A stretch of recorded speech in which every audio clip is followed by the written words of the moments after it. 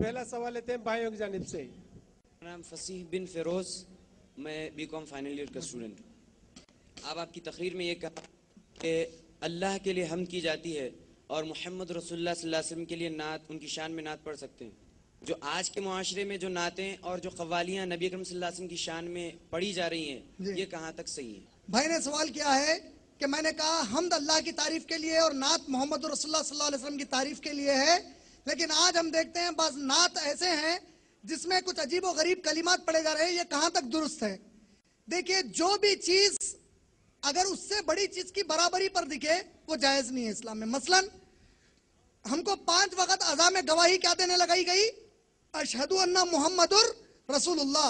यानी दुनिया का सबसे जाहिल मुसलमान भी है तो वो मोहम्मद सल्लल्लाहु अलैहि वसल्लम को अल्लाह के बराबर नहीं मानता, वो मोहम्मद सल्लल्लाहु अलैहि वसल्लम को अल्लाह का बेटा भी नहीं मानता, कोई रिश्तेदार भी नहीं मानता, बल्कि अल्लाह के रसूल मानता है मोहम्मद सल्लल्लाहु अलैहि वसल्लम को। मगर बाज वक्त हमारे खवालियों में, आपने बिल्कुल सही कहा, एक बदबख्त एक खवाली है, गाने वाला शराब पीकर भी गाता है, कभी अस्तगफिरुल्लाह, मुंह पर एक चेहरे पर दाढ़ी का एक बाल नहीं है, कमबख्त की सुन्नत, लेकिन गा रहा है। क्या गा रहा है? बखसम वो खुदा नहीं, बखसम मोहम्मद सल्लल्लाहु अलैहि वसल्लम खुदा नहीं, मगर खुदा की कसम खुदा से जुदा नहीं।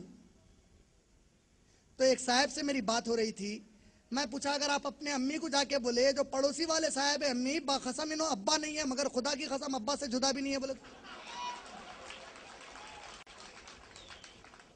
कम वक्त, जब तू ये जुमला तेरी माँ को इस तरीके से नहीं बोल सकता तो तू अल्लाह के बारे में शान में गुस्ताखी कैसे कर सकता है? नहीं कर सकता। इसी तरह हमारे पास ये अकली जब चलते हैं, काबा भी झुक रहा है मोहम्मद के शहर में।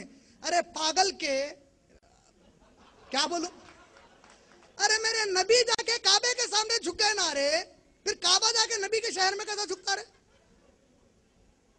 झुके नहीं झुके, हज में सजदे करे नहीं करे काबतुल्लाह की तरफ रुख करके। तो ये अक्सर ये जो चीजें होती क्यों होती मालूम है? क्योंकि शान असल बयान करना चाहता है कोई बद पीछे, कोई अलग अकीदा रखकर। ये जितनी भी चीजें हैं इससे हमको परहेज करना चाहिए। म्यूजिक खुद हराम है, मौसीकी खुद हराम है, खवाली कैसे जायज होती? हमारे पास अकली लड़ाई बहुत चलती है। एक मरतबा मेरे शुरू के दिनों में एक मेरे दोस्त ने मुझे एक साहब से मिलाया, अब उनको मौलाना नहीं बोलना चाह रहा हूं मैं, मगर दिखने में मौलाना ही थे उन्होंने। तो उनसे मिलाने से पहले बोले ये साहब का इतना इल्म है, इन्होंने एक सवाल कई लोगों को करे, आज तक कोई इनका जवाब नहीं दिए, आप एक बार उनसे मिलो। अरे मौला मैं नहीं, शुरू के दिन मैं भी हैबत खा रहा हूं मिलने को।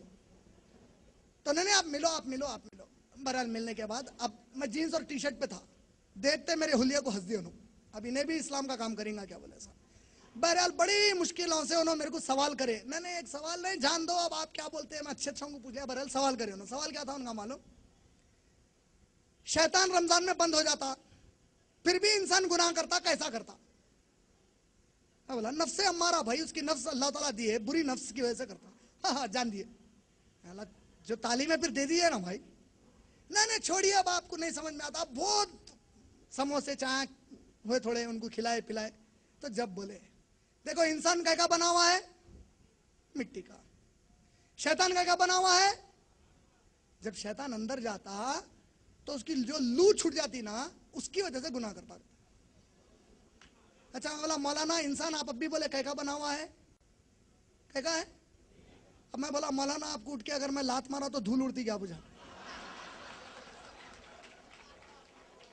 तो ऐसे जितनी भी चीजें रहती ना, सुनने वाला अदब से बैठ के क्या इल्म है भाई इनके पास।